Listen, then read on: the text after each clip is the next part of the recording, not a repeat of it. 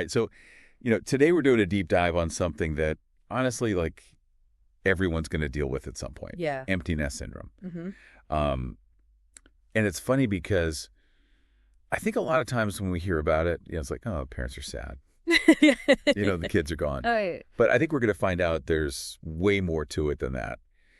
And especially using this Psychology Today article. Yeah. You've shared that with me, and we're going to kind of like dig in and see what it really says about this time of life, Absolutely. And one of the things that I found really interesting about the article is, it kind of right off the bat says, empty nest syndrome. Yeah. It's not like this clinical diagnosis, it's not a disease, it's not a disorder. It's more of a common emotional experience that parents go through. But it's not like, you're going to the doctor and they're like, Right. empty nest syndrome. You need medicine for this. Exactly. Yeah, it's more like a phase of life. Exactly. But it does talk about, feelings of sadness and loss. Wow. Which, like, when you think about it, makes sense. Yeah. Like, you spend so much time with your kids, Mm-hmm. and then suddenly they're, building their own lives. Yeah.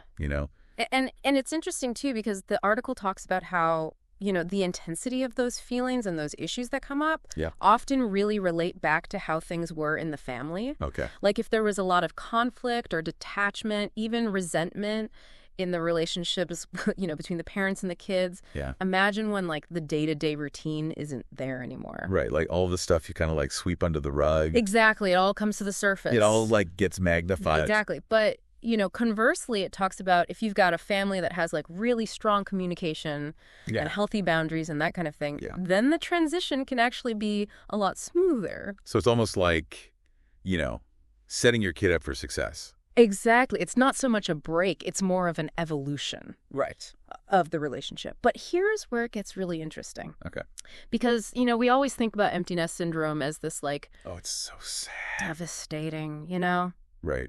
The article challenges that. Like, it's like, is it really that bad? Right, really? Yeah, there's research out there suggesting that, it might actually be overblown. So are you saying like all those movies we see where like parents are like moping around the house, Yeah.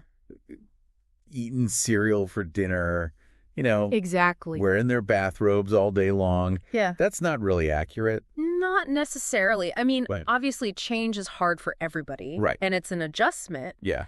But research indicates that parents actually have a harder time with other transitions. Oh, really? Like what? Like, think about it like when your kids hit middle school. Middle school? Oh, gosh. Right. Yeah. So that's when they start like pulling away more. You get the eye rolls. Exactly. You get the like... They want their independence. Uh-huh. The dynamic starts changing. Yeah. And so by the time they're ready to leave for college, you've already kind of been through like a practice round of letting go. That's true. So maybe it's not as jarring as, Yeah, that's a great point. And plus you're dealing with all those hormonal changes in middle school. Exactly. Like on top of the angst. Yeah. So maybe it's like, okay, we already kind of went through this a little bit. Exactly. So, and that's why the article really stresses the importance of communication, Mm-hmm. like all throughout those phases, like having open communication, Yeah. addressing tension, Yeah. finding that right balance between supporting them and letting go. Okay. That's so crucial. So it's like laying the groundwork Exactly. long before they're actually like, out the door. Absolutely. Okay. So I'm kind of getting, now it's less about like, the empty nest is this horrible thing. Right. Yeah. It's more about like building a good foundation so that as your kids grow, the relationship can evolve. Exactly. But here's the part that I think might really surprise you. Okay. This transition isn't just about the kids.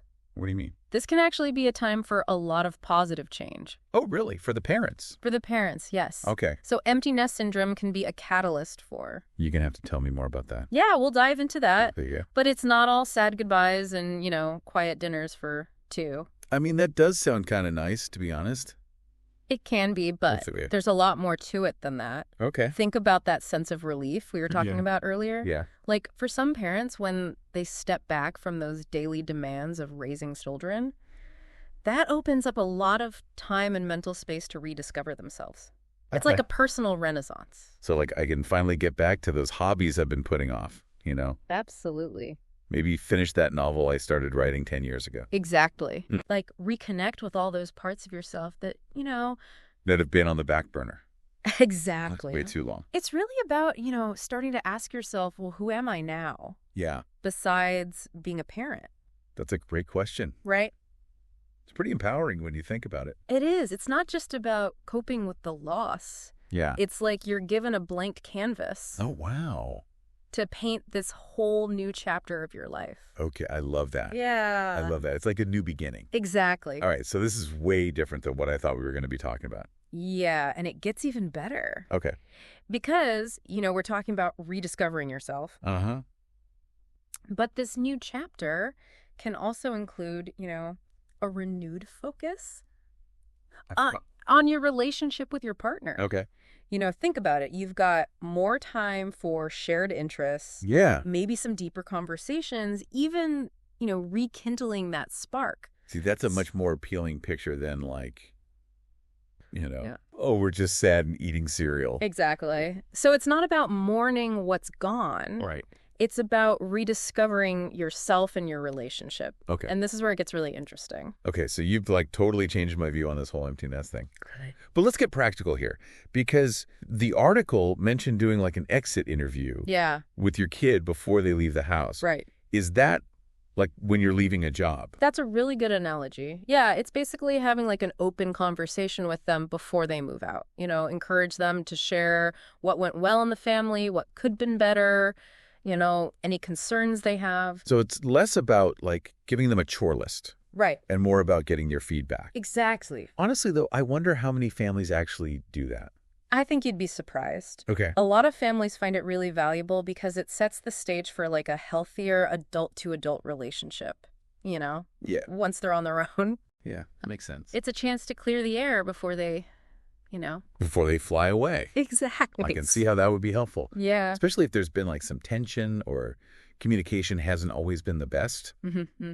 It's like being proactive. Exactly. Yeah. It can help prevent future conflicts. Yeah. And then the article also talks about setting those clear expectations about communication and visits. Oh, okay. Once they're gone.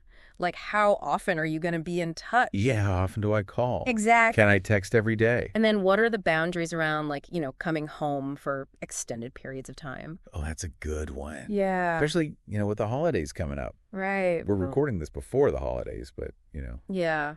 That's something that comes up a lot. Yeah, and it's just setting the stage. Yeah. That next chapter in the relationship. So you're minimizing misunderstanding. Exactly. When everyone's adjusting. Exactly. So picture this. Your child's officially moved out. Okay. Right. The house feels strangely quiet. Yeah. What do you do? Oh, I would probably immediately start rearranging furniture. Okay. Finally tackle those home improvement projects I've been putting off. Mm-hmm. It's like that nesting instinct, but in reverse. Right. So. The article actually suggests something a little bit different. Oh, okay. It encourages parents to kind of sit with those feelings of change. Oh. Embrace the quiet. It's a time for introspection, Okay. Reconnecting with yourself, maybe even reconnecting with your partner. So instead of distracting ourselves, we should just sit there. Yeah. In the quiet. Acknowledge the feelings. I mean, I get that, but it also sounds a little daunting. Yeah. I mean, it's not always easy. Yeah. But it's about acknowledging the range of emotions, even if they're uncomfortable. Okay. You might feel sadness, you might feel relief, maybe even a little bit of guilt. Oh, the guilt? Yeah. I think a lot of parents feel that. Sure. Especially those of us who, worked while we were raising kids. Mm. It's easy to look back and be like, oh, did I miss out on stuff? Yeah. Was I present enough? Absolutely. Yeah. Those are very common thoughts. Okay. But it's important to practice self-compassion, Yeah. You did the best you could with the information and the resources that you had at the time. That's true. It's so easy to get caught up in the shoulda, woulda, couldas. Exactly. But that doesn't really help. Doesn't help anybody. No. So instead of focusing on what you might have missed, try shifting your focus to, gratitude for the time that you had and the strong foundation that you built. Okay. Think about those funny moments. Yeah. The proud moments, the lessons learned together. So you're reframing it. Exactly. From regret mm-hmm. to appreciation. Yeah. Okay. And that's a much healthier approach. Definitely. And speaking of healthy approaches, the article talks about some practical strategies for coping with those empty nest blues. Okay. Like what? Well, one of the things they emphasize is staying connected with your kids, Okay. but in a way that respects their newfound independence. So less helicopter parenting. Exactly. More like finding a communication rhythm that works for both of you. Exactly. It might be, a weekly phone call, Yeah. a text chain, or, even a video chat. And remembering that they're adults now. Yes. Not, teenagers. Right. Who need constant supervision. Right. Okay. And the article also talks about, seeking support from other people. Oh, okay. Whether that's your partner, your friend's family, even a therapist. Yeah. Having a support system is so important. It's like that saying, it takes a village. Exactly. And of course, we can't forget self-care. Yes. Now's the time to prioritize all those things that bring you joy. Mm-hmm. And, nourish your mind and body. Exactly. So revisit those old hobbies. Yeah. Explore new interests. Make sure you're getting enough sleep, eating well. Oh. Maybe even indulging in a little pampering. It's like a prescription for a happier, healthier you. Exactly. It sounds like this empty nest thing could actually be a good thing.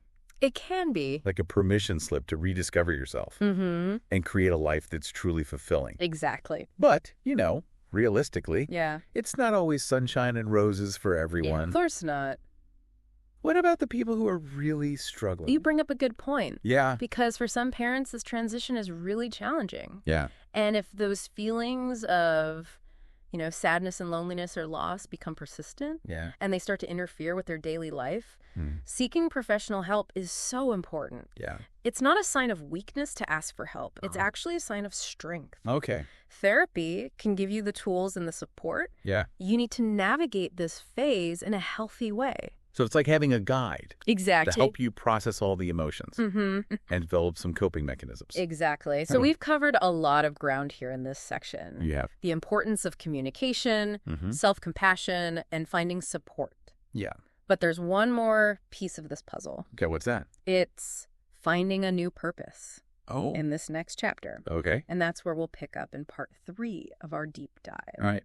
Sounds good. We're going to explore how empty nesters can create a life that's filled with meaning and joy and connection. Okay. Even as their children, embark on their own journeys. Okay, so we're back. And I'm really excited about this part because we've talked about, the emotional stuff. Yeah. The myths and the self-care. And now I feel like it's time for the fun part. Exactly. Like, what are the possibilities? What can you do? When the kids are gone, it's like we've been prepping for takeoff. Right. And now it's time to actually soar. I love that analogy. Okay. Yeah, the article really emphasizes how this can be a time for reinvention. Right. It's not just about coping. It's about rediscovering who you are. Yeah. And building a life that aligns with, your values now. Yeah. Not necessarily the ones that you had when you were raising a family. So, is it finally time to pursue those dreams I put on hold? Absolutely. It is. I bet a lot of people can relate to that. Yeah. I could finally pick up that guitar again. Yeah. Or write that novel. Right. That I started years ago. It's the perfect time to dust off those passions. Yeah. And see where they lead. Okay. The article also talks about setting new goals, Yeah. Whether it's learning a new language, traveling to a dream destination, even dedicating more time to a cause that you're passionate about. So it's about finding, purpose outside of being a parent. Exactly. Which can be pretty empowering, I imagine. It is. And it doesn't have to be this huge life-altering thing either. Okay. Even small changes can make a big difference. Like where? Joining a book club.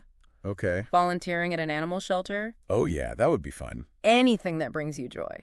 Okay. And connects you with other people. So it's all about, nurturing yourself. Yeah. Expanding your horizons. Exactly. Even if it's just, taking a pottery class.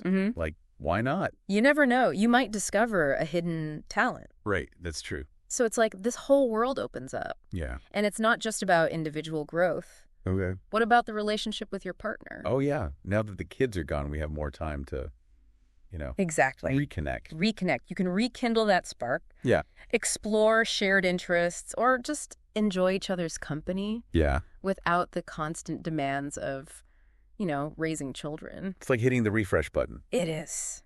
It really is. On your relationship. Yes. I love that. And, for people who are single. Yeah. It could be a time to explore new relationships. Absolutely. Or deepen existing friendships. The key is to be open. Yeah. To new experiences. Okay. And nurture those relationships that bring you joy. Yeah. And support. Okay. So it's about creating a social life that is fulfilling. But let's be real, not every empty nest story is perfect. Right, of course not.